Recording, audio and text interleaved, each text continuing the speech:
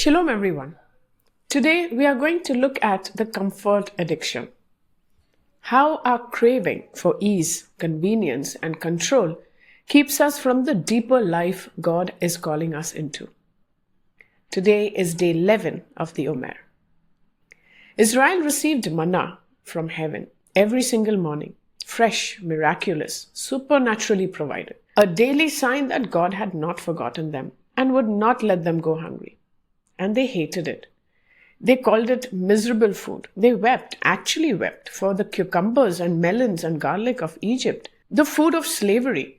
They were standing in the middle of a daily miracle and complaining about the menu. Why? Because the manna was not comfortable. It was not familiar.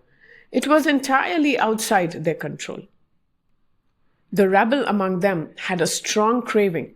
The people of Israel also wept again and said, "Oh, that we had meat to eat. We remember the fish we ate in Egypt that cost nothing, the cucumbers, the melons, the leeks and onions and the garlic," all recorded in Numbers chapter 11, verse 4 and 5.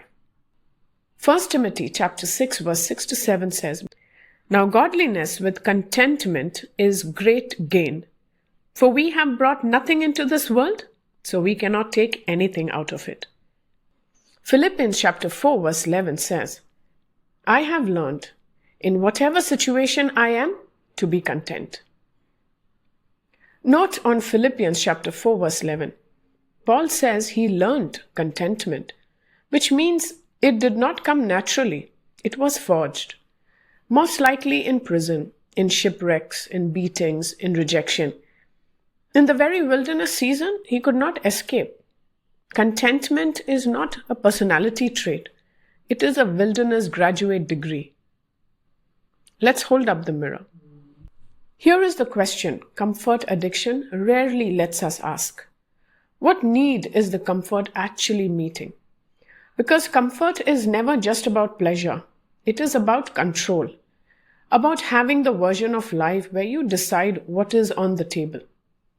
Israel did not just miss the food. They missed the predictability, the familiarity, the feeling of knowing what was coming next. And we are no different. We reach for comfort not because we are weak, but because we are afraid. Afraid of the silence, afraid of uncertainty, afraid that if we stop filling the gap, we might discover the gap is bigger than we thought. The comfort addiction is not about what you are reaching for.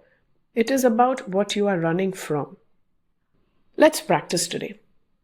Choose one comfort today: food or social media, entertainment, coffee, music, online shopping, scrolling, and fast from it for a full day.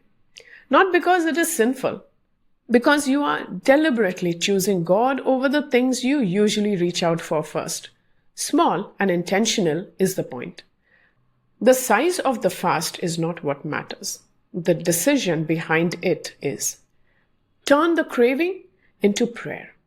Every single time today that you reach out for the thing you are fasting, remember you are not having it. The moment of craving is your prayer prompt. Do not push it down. Turn it immediately towards God and say, "I want this, but I want you more.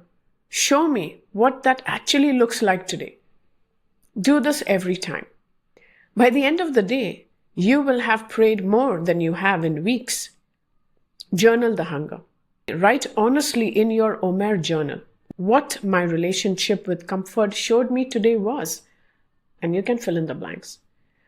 Not what you wish it showed you, what it actually showed you.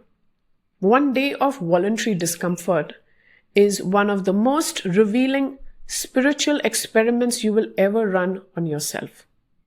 The people who carry most of God are not the most comfortable. They are the most hungry. Stay hungry. We are 39 days to Pentecost. See you tomorrow.